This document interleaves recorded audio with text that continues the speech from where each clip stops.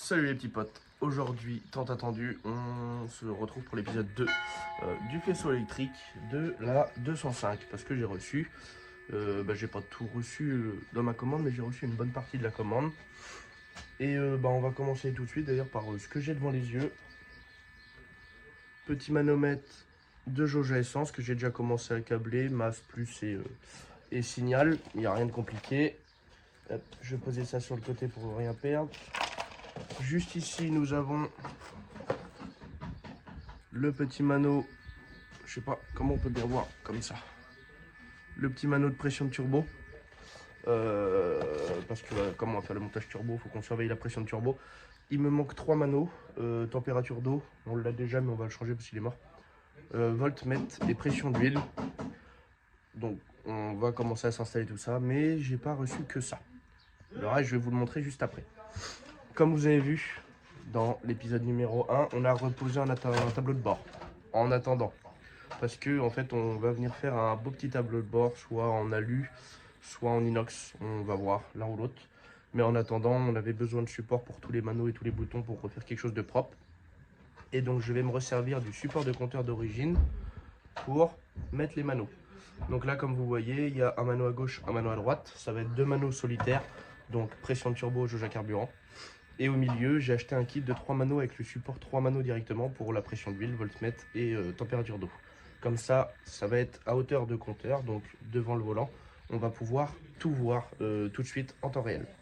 Mais du coup, j'ai pas reçu que ça. J'ai reçu le reste de la commande. Ma boîte à fusibles, quelques boutons, tout ça. Il me manque encore quelque chose. Il y a 2-3 commandes que j'ai pas reçues encore. Mais en attendant, on va déjà pouvoir avancer. Donc c'est parti, je vous montre tout ça. Voilà ce que ça donne une fois dans la voiture. Donc là, on va vraiment avoir tout devant en fait. Là, on va avoir les 2 manos ici, les 3 autres là. Juste ici, à la place du poste radio, on va avoir les boutons. Pour l'instant, j'en ai reçu que 3, il m'en manque 3 ici. Mais au moins, on aura tous les boutons ici directement. On a la télécommande de treuil qui est là. On a tous les câblages l'autre fois qu'on vous a dit qu'ils sont passés ici. Alors des câblages il en manque, on n'a pas tout fait passer parce qu'on est tombé en panne de fil. Mais au moins ça commence à avancer. Donc vous le savez, on a installé la batterie dans le coffre. Dans l'épisode 1, vous avez montré le coupe-circuit, le préchauffage qu'on n'a pas encore branché. Et juste ici, la boîte à fusibles. Le collègue il est en train de monter. Donc c'est celle-là, ces boîtes à fusibles là. On a une arrivée de masse ici avec toutes les masses ici. Et là, on a l'arrivée plus ici avec toutes les sorties là. Et du coup, ce qui est vachement bien sur celle-là, c'est qu'il y a une entrée pour 12 sorties. Donc, on vient mettre nos fusibles. La boîte, elle se présente comme ça. On a juste à écrire ce qu'on veut. On a des petites étiquettes blanches. Ce que ça signifie. Par exemple, ce fusible-là, ça va être l'éclairage intérieur, des trucs comme ça. Et là, juste ici, on a des petites LED. Donc, les petites LED, je ne me rappelle plus, c'est soit elles sont toutes éteintes et quand le fusible est grillé, elles s'allument, ou l'inverse. Je ne sais plus comment ça marche, mais c'est l'un ou l'autre. Et en gros, avec justement ces LED-là, on va pouvoir voir s'il y a un problème direct ou pas. Donc là, le collègue est en train de la monter. On a décidé de la positionner comme ça. On va commencer à brancher 2-3 câbles. Ce qu'on peut brancher parce que comme je vous l'ai dit, on a des gros problèmes de câbles. Moi je suis en train de voir pour devant pour brancher les 2 manos que j'ai déjà et puis commencer à relier les petits boutons. Donc on s'occupe de ça et puis on vous retrouve soit après soit pendant. Bon les amis, on se retrouve le lendemain de bonne humeur, un beau petit temps. Bon là le soleil commence tout juste à se lever, il est 10h30 mais on se motive, on bosse sur la 205. Je sais pas si vous avez vu, j'ai 10 kg de cheveux en moins, ça fait du bien. Donc hier, on a un petit peu avancé, on n'a pas beaucoup filmé. Je vais pas vous mentir qu'on a essayé de faire au mieux, mais en attendant, tout ce qu'on a fait, ça marche, c'est propre. Je vais vous montrer vite fait, dans le coffre. Hop. Déjà, on a changé les vérins de coffre. Ils remontent tout seul maintenant. Ça, c'est vachement bien. Donc, comme vous avez vu, on a reçu la petite commande, boîte à fusibles, tout ça. On a passé les câbles à peu près bien. Hop, on a installé la boîte à fusibles juste ici. Alors, il y a le cache qui est là, qu'on n'a pas encore mis, parce qu'on est en train de voir pour brancher. J'ai vu pour les fusibles et puis tout ça. Donc, les fusibles, j'ai mis les bons ampères par rapport à ce qui correspond dessus. Donc, la boîte à fusibles, a commencé à être branché. Juste devant, et bah c'est pareil, on a un petit peu avancé. Je vais vous montrer ça.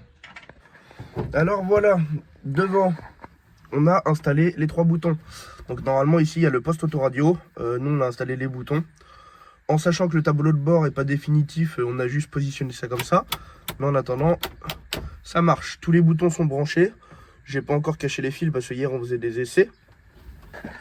Juste ici, bah, il manque les 3 manos qui vont là, mais au moins on a le mano de fuel et le mano de pression de turbo que j'ai pas branché encore, j'ai juste fait les masses. Mais là il y a le signal et le plus, et là j'ai le plus qui se balade juste ici. Donc je vais venir ajouter un petit bouton. J'en ai juste ici normalement, si je dis pas de bêtises, ou que c'est qui sont cachés là. Hop là. Juste ici j'ai des petits boutons. Je vais prendre un petit bouton comme ça pour les rétroéclairages de mano. Parce que bah, j'ai envie de les faire fonctionner, de faire fonctionner le rétroéclairage avec un petit bouton caché. Je pense que je viendrai le mettre par ici là, faire un petit trou, tac tac tac, pour faire fonctionner les manos. Et du coup bah tout marche. Là, on met le coupe-circuit, ça fait passer la masse, ça fait tout passer là. Les manos sont pas branchés, mais voilà. Là ici, je sais pas si vous voulez. Voilà. Vous voyez les boutons sont éclairés, ils marchent, nickel. Et le Neumann, voilà. Enlève tes mains. Voilà. Donc le Neumann a bien été branché parce que bah tout marche. On tourne la clé, hop, plus après contact. Quand on finit, ça démarre. Donc on a bien avancé sur l'électrique, mais on n'a pas encore fini. Mais là, on va mettre vite fait l'électrique en pause. Parce qu'on va commencer à s'attaquer au moteur. Donc là, le moteur, déjà ce qu'on a fait hier, on a remplacé les injecteurs. Donc nous, on avait les injecteurs d'1,7 litre qui s'ouvraient à 135 bars. On a monté les injecteurs d'1,9 litre qui s'ouvrent à 175 bars. Et on a remplacé toutes les durites de retour qui fuyaient. Déjà on gagne en pression. Pourquoi on a changé? Parce qu'ils sont tarés plus fort. Donc meilleure combustion, ça crache mieux dans la chambre de combustion. Faut pas monter trop en tarage parce que sinon la pompe elle va pas kiffer là. Mais 175 bars c'est très bien. Et là on va s'attaquer à déposer le vase d'expansion, déposer le collecteur d'admission, le collecteur d'échappement. On vous montrera pourquoi.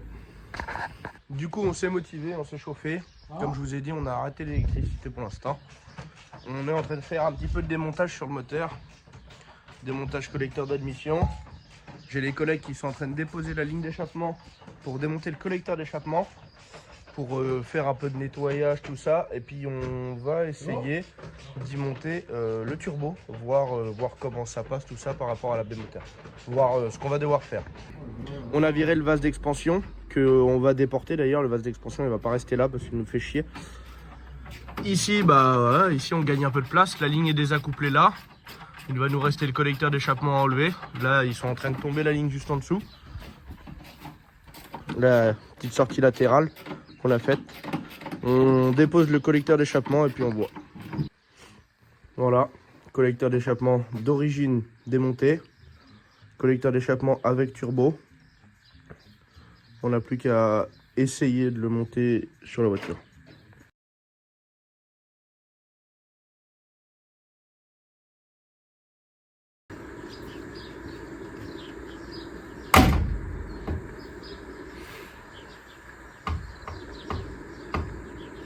On va enfin pouvoir avancer.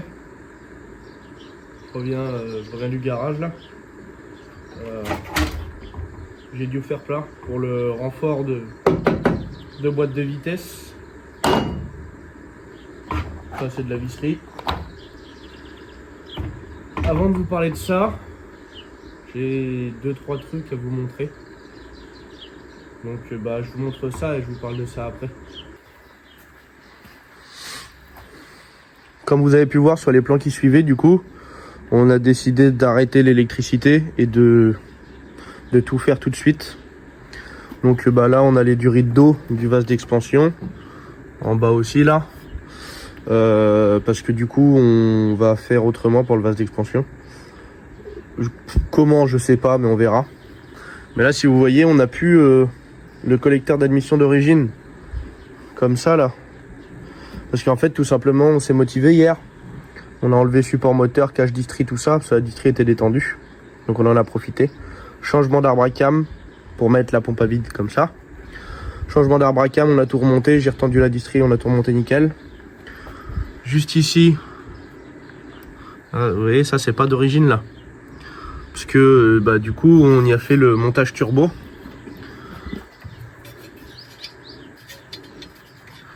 Je vous enlève ça et on regarde.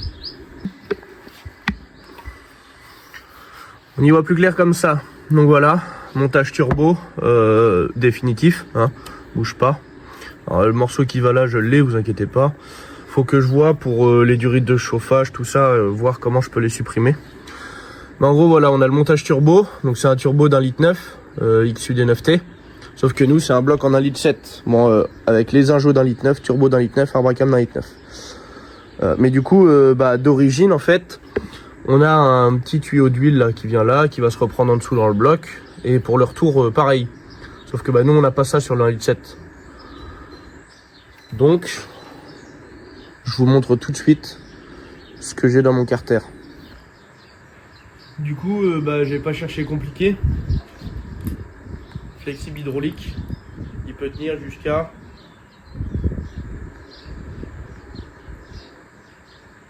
5800 PSI. En gros, beaucoup. Voilà, flexible hydraulique pour le raccord d'huile de turbo. Reste là, reste là. Repris directement sur un petit raccord qui vient se mettre devant le moteur pour là où normalement il y a le capteur de pression d'huile. Bah, je vais le laisser dessus même. Et pour le retour, bah, j'avais pas envie de me faire chier. Donc bah, je me suis pas fait chier. Sur le carter d'huile d'origine, on a le bouchon de vidange qui est en dessous. Et en fait ici il y avait un autre bouchon qui ne servait à rien. Donc bah, je l'ai réutilisé pour refaire mon retour d'huile. Donc bah, on n'a plus qu'à remonter le carter d'huile, brancher tous les raccords, tout ça qu'il faut qu'on rebranche, et puis bah, on va pouvoir mettre le turbo en pression. On s'attaque à ça. Ça avance tranquillement. Carter en dessous remis, complet. J'ai pas encore remis en huile. C'est pareil, faut que je remette le bouchon d'huile de boîte et que je remette de l'huile.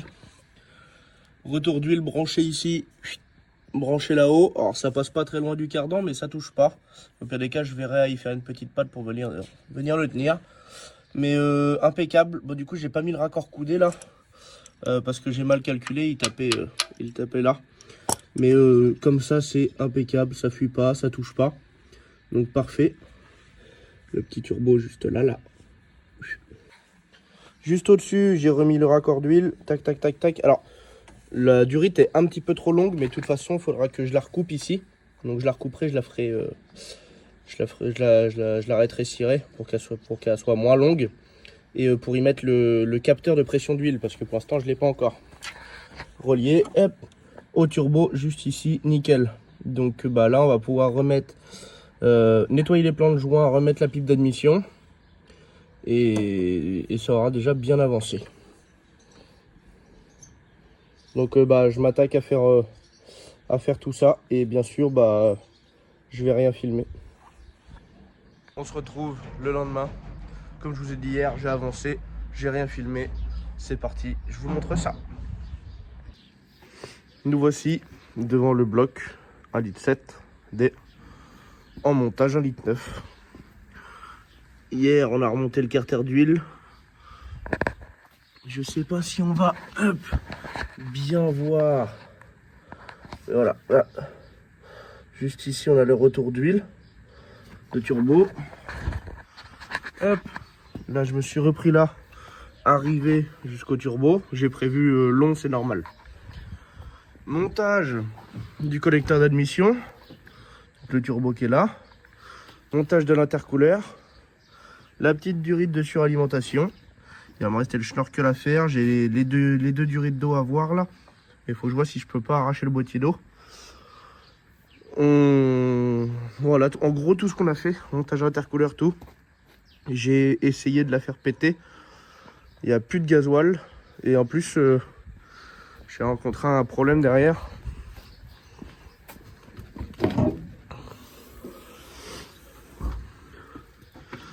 J'ai mon câble de masque a fondu parce que c'est de la merde. Et en plus, je me suis rendu compte que là, j'avais relié la masse en direct sur la batterie et pas au coupe-circuit. Du coup, bah ça, c'est tout le temps alimenté. Fout la merde un peu. Du coup, faut que je refasse ça parce que ça va pas du tout.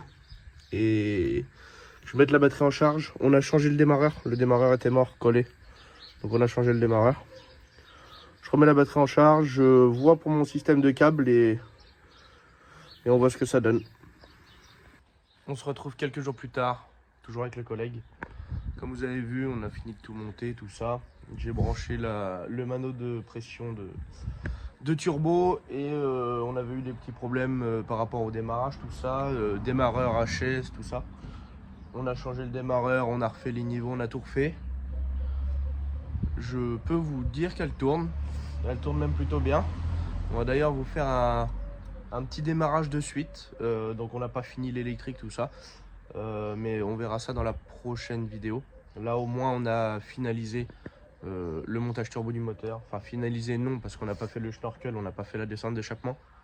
Mais au moins on a un moteur qui tourne. Donc on vous montre ça. Comme pour l'instant on n'a pas fini l'électrique, faut qu'on branche directement sur le plus batterie, le préchauffage qui est juste là. Du coup bah en attendant qu'on finisse de tout brancher, le préchauffage est branché comme ça. Mais ça marche super bien. Juste derrière, hop, le petit coupe-circuit fonctionnel.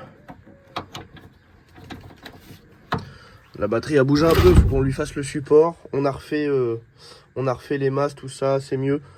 Le boîtier de préchauffage, on le vire, du coup on fait autrement. Donc ça on vire. Ici, bah, tout est fonctionnel. À part du coup le démarrage qu'il faut qu'on modifie. Parce que du coup pour l'éteindre, faut que je débranche la cosse. Alors c'est pas terrible. J'ai des boutons, hein, j'ai commandé des boutons pour. Donc voilà. Là, hop, on met le contact. On attend un petit peu que le préchauffage se fasse. On vérifie qu'on n'a pas de vitesse. Au quart de tour.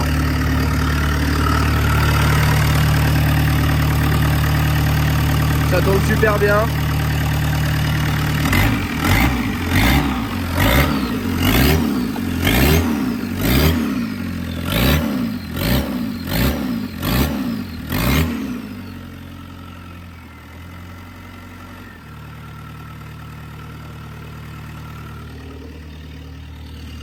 Ça répond à la pédale aussi.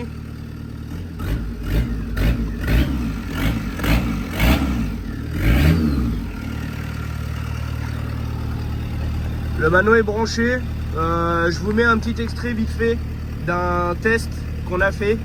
C'est le maximum de pression qu'on a pu prendre pour l'instant, mais parce qu'on n'a pas le robinet de réglage encore.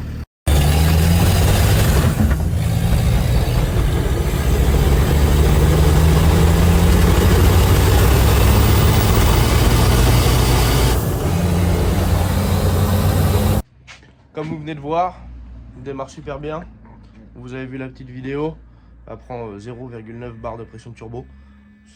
Pour le moment, c'est déjà très bien. Elle marche à mort. Mais j'avais commandé 2-3 trucs qui nous manquaient et j'ai tout reçu. Alors je vous montre ça tout de suite. Voilà, en gros, on a commandé juste ici des boutons. Justement pour l'allumage. Pour qu'elle démarre ou non. Pour le préchauffage aussi. Juste là, on a commandé des passe-câbles pour faire passer des câbles propres et tout ça, qu'on prenne plus l'eau à l'intérieur. Juste ici, on a les petits manos qui nous manquaient. Donc pression d'huile, température d'eau et voltmètre. Là on a tout le système de lave-glace avec ici, si je dis pas de bêtises, ça c'est le bouton du klaxon. On a encore commandé de l'afghan. Voilà. Juste ici un kit de durite pour le lave-glace, pour que ça soit quand même vachement mieux. Là ici qu'est-ce qu'on a? Je me rappelle plus de tout.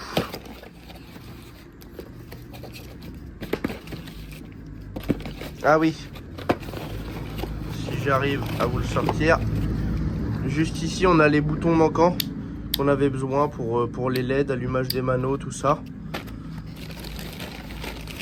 Là on a encore de la gaine et normalement je crois que c'est tout.